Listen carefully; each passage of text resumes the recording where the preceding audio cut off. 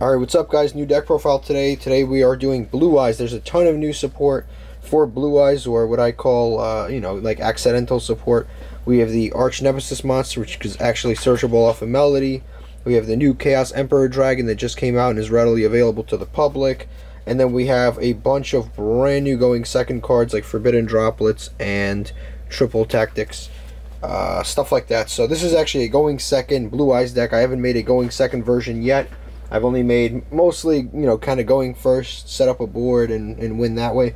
But this one is actually going second. The entire focus is to go second and just OTK your opponent with number, Drag Bloody and number 95. You're basically just doing that, but you do have a few combos in this deck where you like get a free, basically free, here I'll show you the other monster too.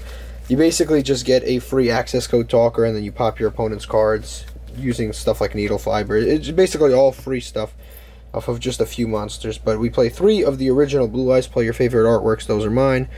We start off with that there. Then we play 2 copies of alternative. You don't have to play 3 anymore just because it is super searchable off of Chaos Space and other cards. So you really only have to play 2 copies now. Then we play 1 copy of Arch Nemesis Ishashis. This card is super cool. It's again searchable off of Melody, but more importantly you just summon it by having different types in your graveyards, which is honestly easy enough. But outside of that, you can pick a type, destroy all monsters with that type, and then your opponent can't summon, or neither of you can summon monsters with that type, which is good going first, but that's actually really good going second, because if you are playing like a mono type deck, something like Altergeist, you could just pick spellcasters, pop all their spellcasters, and then they can't really summon any more of those for the rest of that turn, and they can't do the multi-faker and all that and loop and do all that. So it's very good going second because you stop any recursion plays. Then we play 1 copy of Chaos Dragon Levineer, also searchable with Melody of Awakening Dragons.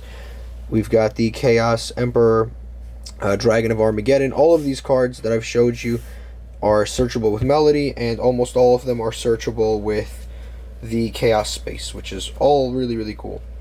We play 1 copy, I brought him back now, of the Dragon Spirit of White. He's back better than ever. He basically, the reason we play him going second, we need something to banish back row. Back row decks are really the main things that stop you from winning when you're playing things like Blue Eyes, because they'll flip a floodgate. So having something like this or access to something like this is really neat, because you can banish their floodgates. Then we're playing 3 copies of White Stone of Legend. This is extremely important. A lot of people don't like White Stone of Legend, they like Ancients better, but this one is really important, especially when you're going second, because every card in your hand matters when you're going second, because you're dealing with a board, where they went +5, +6, so every single card really matters. So the great thing about a card like this is if you get rid of it off of Chaos Space, if you get rid of it off of Melody, you always get to recur your resource. You always get to search that Blue Eyes, and you can search 5-6 Blue Eyes. It doesn't even matter because we're playing things like Dangers, so it really doesn't hurt whatsoever to get free Blue Eyes into your hand, because you can always discard them for some sort of value. Then we play 2 copies of White Stone of Ancients. Also, these 5 are the only tuners in our deck, so we kind of want them as fast as possible, so that we can go the Crystron Needlefiber route. Crystron Needlefiber is just one big trick. We basically just make our opponent think we're going to do something with Crystron Needlefiber, then we just OTK them with a 17,000 attack monster. It's all just one big facade. It really doesn't even matter. We just do these plays just to make them waste negates. But yeah, then we play the Stone of Ancients, also very good, because this one can help you recur resources. Now for the Dangers. We play 3 copies of Danger Thunderbird. It pops back row when it gets discarded, which is important, or it special summons itself and draws a card. It's a level 8, helps you go into level 8 plays, extremely important. And we play 2 copies of Bigfoot. This destroys face-up cards. So we play 5 total Dangers. I'd say all of them are pretty useful. You can even play 1 more Bigfoot or Ogopogo or something, but I think this is a fine ratio of them. Then we play 2 copies of Galactic Spiral Dragon. This, of course, is just it's a free monster out of the graveyard. I like it a lot because you can send it off of Chaos Space from your hand, or Melody, or just discard off a Danger or something like that, and it even activates in the graveyard. All you have to do is control 2 dragons, and you can special summon this back to the field for free, and it can also turn monsters on your side of the field into level 8s if you want to, and go into even more rank 8s. This is Nebula Dragon. We also play 2 of this. Nebula Dragon is important because it basically lets you, if you have another level 8 dragon, you can special summon this and that, and just off of those 2 right there, you can go into the Dragbludian number 97, and it's a wrap, basically. You summon a huge monster, and you win. Play 1 Gizmic Orochi. This is a new addition to my Blue Eyes decks. Once you're already winning anyway, it doesn't even matter. This is, again, another one of those cards that has a ton of recursion.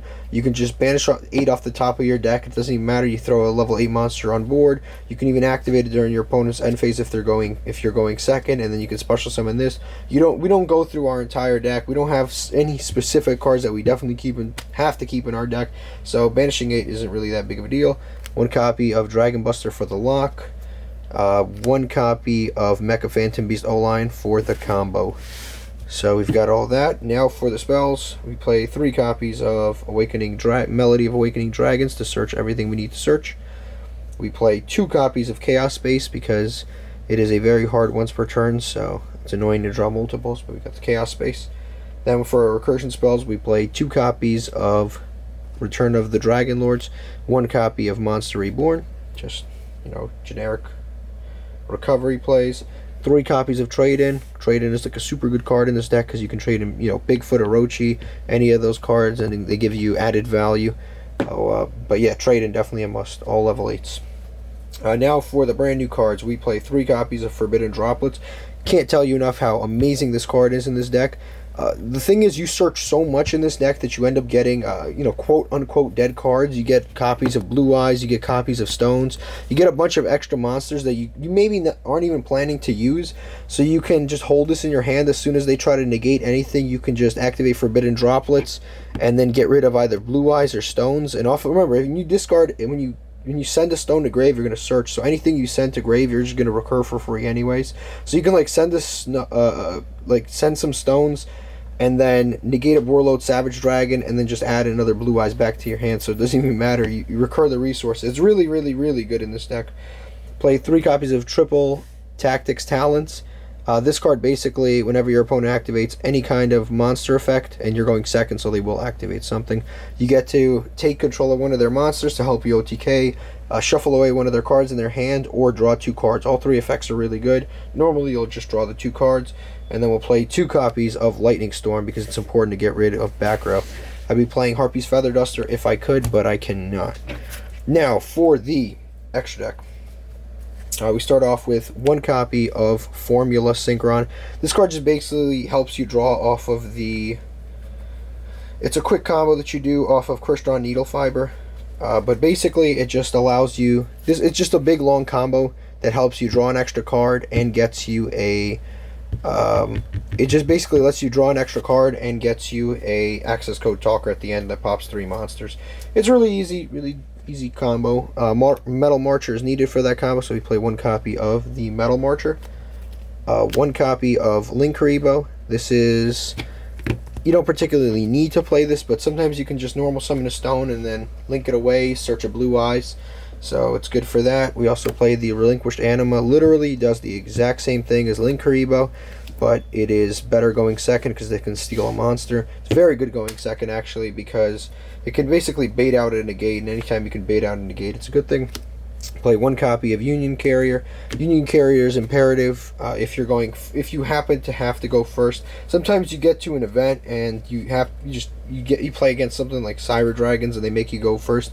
You have to have something ready, so you can just attach a Buster Dragon to any dragon or dark monster, and then they're locked out of their extra deck. Just make sure it's a fairly large one so that they can't just attack over it, and then they lock them out of the extra deck. Yeah, you can attach any dragon or any dark, and then you've basically got a lock. Also, Union Carrier is very good secondarily in this deck because you can just attach it to you can attach a monster to any of your monsters on the field, and then it gives them 1,000 attack, and that can help you OTK sometimes. Then we play 1 copy of Saryuja Skull Dread, just a +4 in case you don't want to go into the access code play.